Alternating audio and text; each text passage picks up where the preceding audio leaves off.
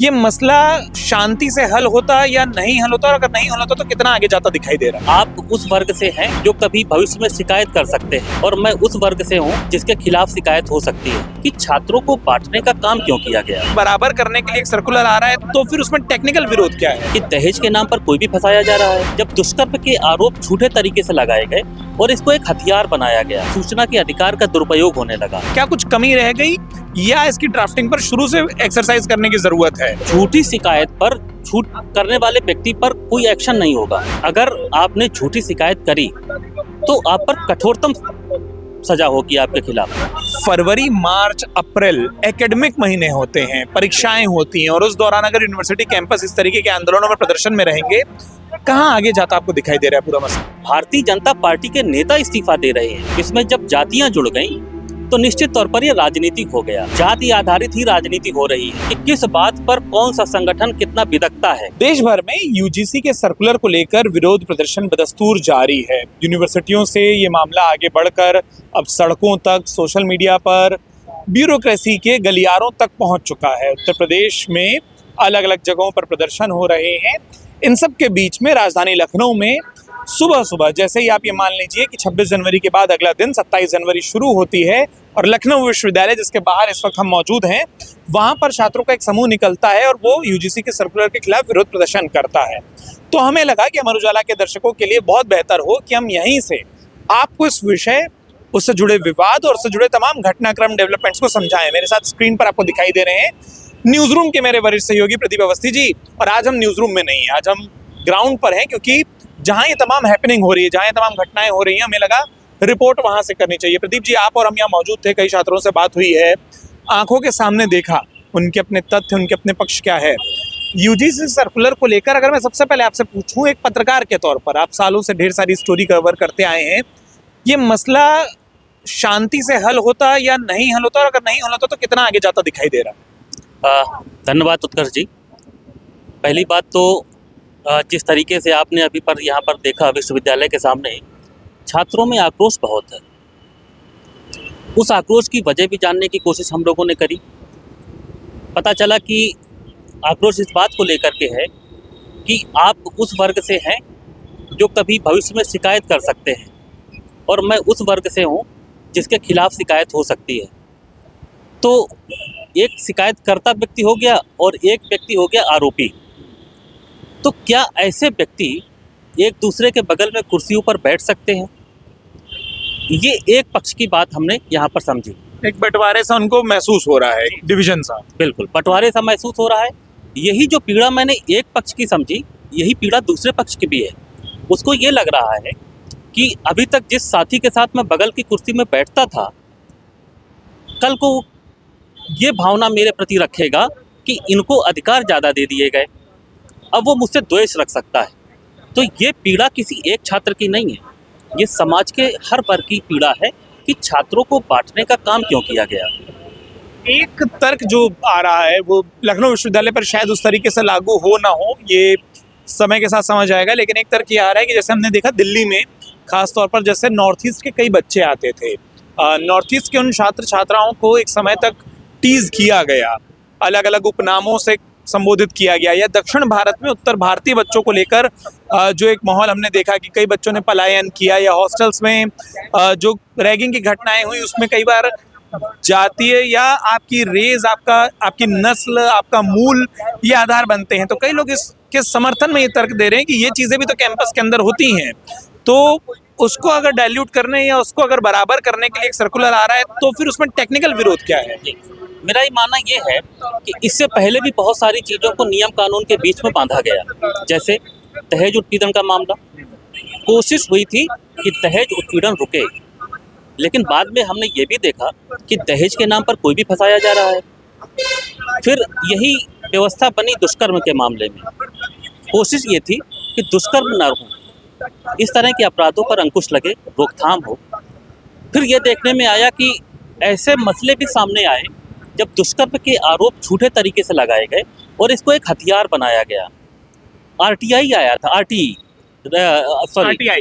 To information. हाँ जी, right to information आया था कि सूचना का अधिकार मिले।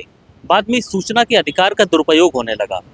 तो ये बहुत सारी लंबी लिस्ट है मेरे पास, जिनको मैं कह सकता हूँ कि कोई एक व्यवस्था बनती है चीज़ें सुधारने के लिए, लेकिन वो धीरे धीरे जाकर के चीज़ें बिगाड़ने लगती है। तो मैं पत्रकार प्रदीप अवस्थी से पूछूं कि इस पूरे सर्कुलर को जब आप देखते हैं एक पत्रकार के तौर पर, क्या सर्कुलर, जैसा कई बच्चों से हमने बात की, उन्होंने कहा कि रोल बैक कर दो, तो सर्कुलर को ही खारिज कर रहे हैं, आपको क्या लगता है ये सर्कुलर वापस लेना चाहिए, या आपको लगता है कि इसमें ये बात और आ जाती तो ये विवाद ही नहीं उत्पन्न होता? क्या कुछ कमी रह गई, या इसकी ड्राफ्टिंग पर शुरू से एक्सरसाइज करने की जरूरत है?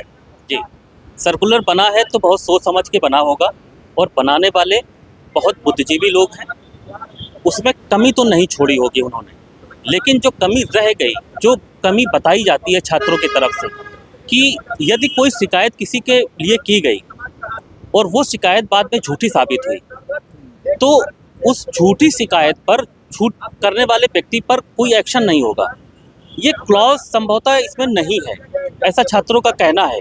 या बिना सबूत आरोप की जो वो बात कर रहे हैं कि सबूत नहीं है, आपने आरोप लगा दिए, अब सामने वाला तो टारगेट पर आ गया, वो बेचारा यूनिवर्सिटी कैंपस में लड़का भय में आने लगा, और फिर वही जो आपने कहा कि अगर झूठे निकल गए तो ठीक है, कोई बात नहीं, लेकिन जो झूठा आरोप लगा रहा है वो किसी को मानसिक रूप से तो प्रताड़ित कर गया उस टेन्योर में।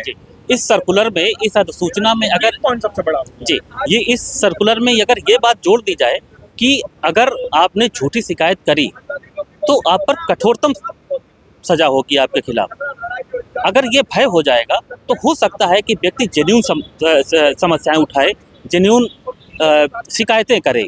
और जब ये भय खत्म हो जाएगा, मुझे ये लगता है कि जब ये भय खत्म हो जाएगा कि शिकायत अगर हम कर देते हैं किसी व्यक्ति के खिलाफ और वो शिकायत सही नहीं साबित होती, तो उस व्यक्ति का कुछ नहीं हुआ जिसने शिकायत की थी, लेकिन जिस व्यक्ति के खिलाफ शिकायत हुई, जो आरोपी बना, उसकी मानसिक अवस्था क्या रही होगी, ये समझनी चाहिए।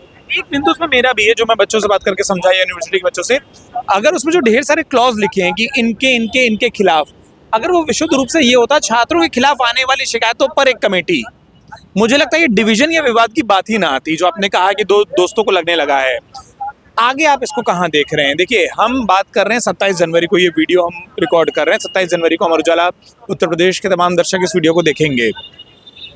फरवरी, मार्च, अप्रैल एकेडमिक महीने होते हैं, परीक्षाएं होती हैं, और उस दौरान अगर यूनिवर्सिटी कैंपस इस तरीके के आंदोलनों में प्रदर्शन में रहेंगे, कहाँ आगे जाता आपको दिखाई दे रहा है पूरा मसला? ये आंदोलन धीरे धीरे बढ़ेगा। जैसे कि आपने देखा कि आज यूनिवर्सिटी के सामने छात्रों ने विरोध प्रदर्शन किया। लखनऊ शहर में कई जगह प्रदर्शन होने वाले हैं, कई संगठन इसके खिलाफ आ गए हैं। हम पूरे प्रदेश की बात करें तो कल बरेली के सिटी मजिस्ट्रेट ने इसी बात से आहत होकर के इस्तीफा दे दिया। कानपुर में, बरेली में, सीतापुर में, रायबरेली में, और इस तरीके से जिलों की संख्या हम देख रहे हैं कि धीरे धीरे हमारे पास जो खबरें आ रही हैं, अपडेट्स आ रही हैं, वो जिले बढ़ते जा रहे हैं जहां इस बात का व्यापक विरोध हो रहा है। लोग अपने अपने तरीके से विरोध कर रहे हैं। खास बात ये है कि भारतीय जनता पार्टी के नेता इस्तीफा दे रहे हैं। लखनऊ में 11 लोगों ने इस्तीफा दे दिया। कानपुर में ऐसी हमारे पास सूचनाएं आ रही कि कुछ पदाधिकारी इस्तीफा देने जा रहे हैं, कुछ ने इस्तीफा दे दिया है। पार्षद स्तर के लोगों ने भी अपने अपने जो उनके मुखिया हैं, मेयर को, जिला अध्यक्षों को, इस तरीके के व्यक्तियों को संबोधित करके पत्र लिख रहे हैं। तो विरोध तो धीरे धीरे बढ़ रहा है, और जैसे जैसे समय आएगा और इस पर कोई फैसला उचित नहीं हुआ तो मुझे लगता है कि ये गहराएगा। अंतिम सवाल पूछता हूँ, सवाल राजनीतिक हो जाएगा क्योंकि बात वहाँ तक आ गई, राजनेताओं के इस्तीफे तक। क्या ये मुद्दा अगर जल्दी नहीं संभला तो उत्तर प्रदेश में हम जितनी पास उन परीक्षाओं को देख रहे हैं मार्च अप्रैल में, उतने ही पास स्थानीय निकाय के पंचायत चुनावों को देख रहे हैं। हालांकि मुद्दा यूनिवर्सिटी का है, और पंचायत चुनाव वहाँ होते हैं जहाँ यूनिवर्सिटी अक्सर नहीं होती, यानी शहरों में नहीं होती। क्या ये मुद्दा किसी भी तरीके से कोरिलेट कर सकता है ज़मीन पर? निश्चित तौर पर करेगा। ये मसला सिर्फ छात्रों के हित का नहीं है, इसमें जब जातियाँ जुड़ गई तो निश्चित तौर पर ये राजनीतिक हो गया। और आप जैसा जानते हैं, हमारे देश में, खास करके प्रदेश में, जाति आधारित ही राजनीति हो रही है। और मुझे लग रहा है कि राजनीति करने के लिए संभवतः इस तरह का कोई अधिसूचना आई है। मैं तो इस नज़रिए से भी देखता हूँ कि विशुद्ध रूप से ये एक वोट बैंक को पक्ष में करने का राजनीतिक फैसला है, तभी हो सकता है। मैं इस नज़रिए से देखता हूँ कि एक राजनीतिक फैसला भी हो सकता है। ये अलग अलग वर्गों को टटोलने का भी एक हम कह सकते हैं कि फार्मूला हो सकता है कि किस बात पर कौन सा संगठन कितना बिदकता है। और इसका नफ़ा नुकसान भविष्य में हम किस तरीके से देखेंगे, इस नज़रिए से भी लोग इसे देख रहे हैं। राजनेता इस पूरे मसले पर हमको कमोबेश खामोश से दिखाई दे रहे हैं, एक्शन जरूर दिखाई दे रहा है, लेकिन बड़े बड़े नेता क्या बोलेंगे उत्तर प्रदेश की तमाम वो अपडेट अमर उजाला उत्तर प्रदेश पर हम लेकर आएंगे। लेकिन प्रदीप जी ने कई सारे एंगलों पर आपको समझाया है या अपना पक्ष रखा है, जो हम ग्राउंड पर रहकर समझ पाए, जो बच्चे बोल रहे हैं उनसे जो हमने समझा। इस पूरे विषय पर अगर आपका कोई सवाल है या आपकी कोई राय है, आप इस यूजीसी सर्कुलर के बारे में क्या सोचते हैं, हमें कमेंट बॉक्स में लिखकर बताना मत भूलिएगा।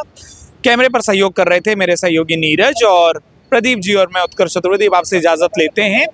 यूजीसी सर्कुलर के साथ साथ उत्तर प्रदेश की तमाम बड़ी घटनाओं के अपडेट सबसे पहले अमर उजाला उत्तर प्रदेश पर आएंगे, जिसके लिए हमें सब्सक्राइब करना बिल्कुल ना भूलें। अपना वक्त देने के लिए आपका और तमाम दर्शकों का बहुत बहुत धन्यवाद, बहुत बहुत शुक्रिया। अगर आप ये वीडियो YouTube पर देख रहे हैं तो हमारे चैनल को सब्सक्राइब करें और बेल आइकन को दबाना ना भूलें। अगर आप Facebook पर ये वीडियो देख रहे हैं तो हमारे पेज को लाइक करें।